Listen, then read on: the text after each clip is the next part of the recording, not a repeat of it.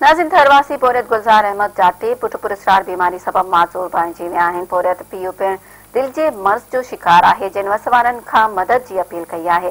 तफ़सीलनि लाइ ॾिसूं था गाज़ी नोड़ियो जी ही रिपोर्ट।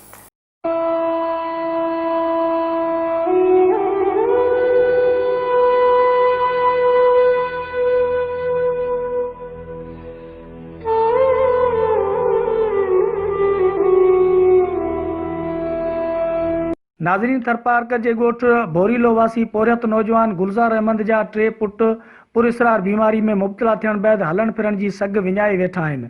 ॼाए ॼम खां बिल्कुलु तंदुरुस्त टेई पुट 19 साला वकार अहमद, 13 साला हफ़ीज़ ऐं 11 साला शाहिद उमिरि वधण सां मैज़ूरी में मुब्तला थींदा विया ऐं पोरियत पीउ मामूली मर्ज़ सम्झी वसाएर इलाज पिणु कराईंदो रहियो।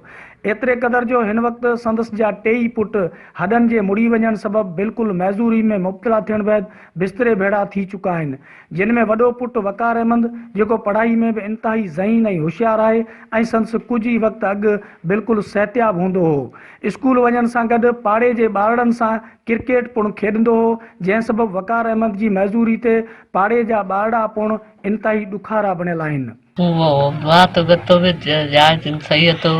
पछे अलाए की थियो वही कुछ सगा क्रिकेट पर रमतो पियो अलाए की थियो स्कूल जा तो पियो कतो बात करतो सही।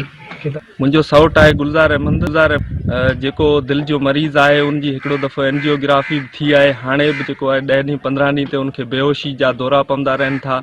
अञा ताईं हू मुकमल सिहतियाब न आहे। उन बावजूदि हू जेका आहे मज़दूरी करे थो, ड्राइवरी करे थो, पंहिंजे बचनि जो पंहिंजे फैमिली जो पेट पाले थो। पर उन जा जेके टे ॿार आहिनि, छोकिरा आहिनि, उहे मैज़ूर आहिनि। उन्हनि में 2 छोकिरा जेके आहिनि उहे हलंदा फिरंदा पिया हुआ ऐं उन खां पोइ मैज़ूर थिया आहिनि। हिकिड़ो ॼाए जिम खां मैज़ूर आहे। हिकिड़ो जेको वॾो उनजो छोकिरो आहे उहो मिडिल क्लास पास आहे। उनखां सवाइ हू क्रिकेट रांदि कंदो पियो। मुंहिंजे अखियुनि साम्हूं हू बिल्कुलु सिहतियाब हूंदो हो ऐं उनखां पोइ धक अचण करे उहो जेको आहे टंगनि मां टुटी वियो ऐं उनखां पोइ उन जूं टंगूं आहिनि जेके उहे मुड़ी वियूं ऐं हू बिल्कुलु मैज़ूर बणिजी वियो। हाणे ही पोरियत हिकिड़े पासे पंहिंजी फैमिली जो जेको पेट आहे उहो इंतिहाई मुश्किलातुनि सां भरे रहियो आहे। ॿिए पासे 2 पुट मैज़ूर आहिनि जिन जो हिन वसाएर इलाजु करायो आहे, पर हाणे हू इलाजु कोन पियो कराए सघे। असां मुख़िर हज़रातनि खे अपील कयूं था त हिन जे टिनी मैज़ूर पुटनि जो इलाजु करायो वञे। 3 पुटनि ऐं 3 न्याणियुनि समेत 8 घर भातियुनि जे पेट लाइ पोरियो कंदड़ पोरियत पीउ गुलज़ार अहमद हज़ार मुश्किलातुनि बावजूदि वसाएर पंहिंजे मासूम गुलनि जो इलाजु कराइण जी कोशिशि कंदो रहियो।